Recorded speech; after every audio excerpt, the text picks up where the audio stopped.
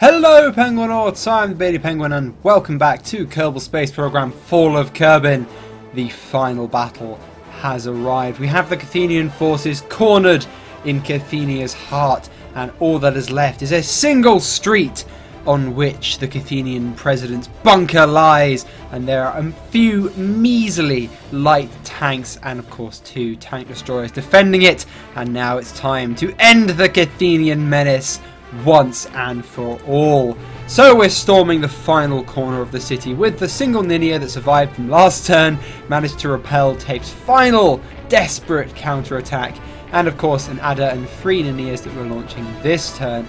Tape has got 4 light tanks using 37mm guns. You can see here that our tanks are of course employing the tactic of tactical rocking that we learned from the Kerthenians. A very effective tactic indeed. If you don't know what that is, well, of course, Google it. Every sane person does tactical rocking. And of course, our tank crewmen have picked up that ace skill as well. But Tape's light tanks have only got 37mm guns, so they can't even get through the armour of a Ninja.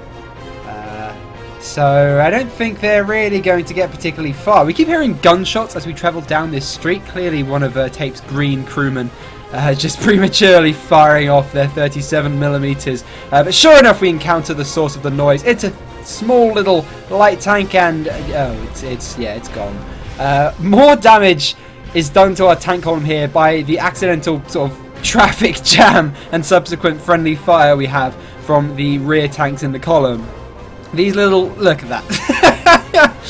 In reality, the Germans call their Pack 37mm anti-tank gun the door knocker, because it was so ineffective against tanks such as the T-34 and even far less advanced tanks such as the Matilda II.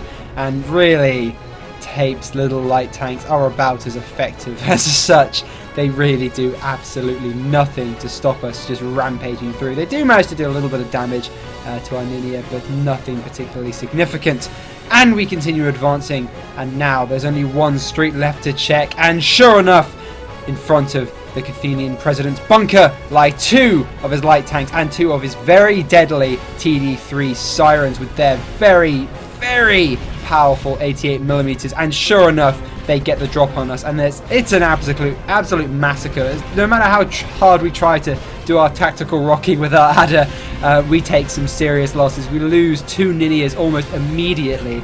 I realised that we're just getting absolutely massacred, so I decided, okay, it's time to advance forward with our Ninjas, and then one of them gets promptly obliterated. We can only move in the short interval between reloading of those 88mm, but we managed to advance up. We're ready to flank. We're gonna and then our Ninja ceases to exist. Now we've got 1 Ninja and 1 Adder left against 2 of these TD3 sirens, and sure enough, after another roar of the 88mm, we lose our Ninja, and now it is just our Adder left. However, only one of the TD3s is still operational. Who's going to reload first? And thankfully it is us. We get a shot away, the TD3 gets another shot, but then we destroy it, and the battle for Kerthenia's heart is won. Tape's bunker is within our grasp. So of course we only have 1 tank left operational, but we're going to parade down the street, and now as we advance towards the Kerthenian president's bunker, surely he will emerge, the coward that he is, and surrender his nation to the control of Kruolan. Or not.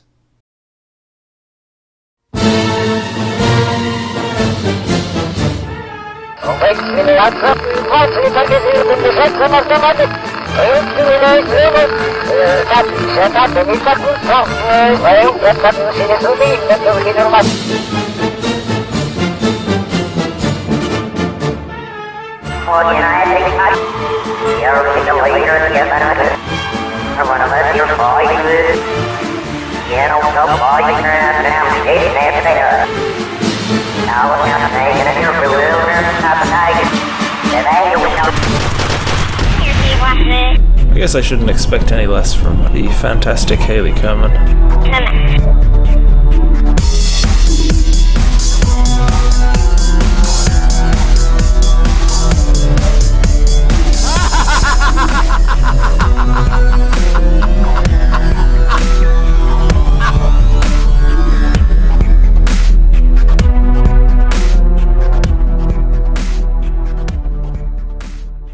Oh damn, Tape's in the video. Yeah, I'm just here to say thank you very much for watching Fall of Kerbin with me, TapeGaming. And me, the Beardy Penguin.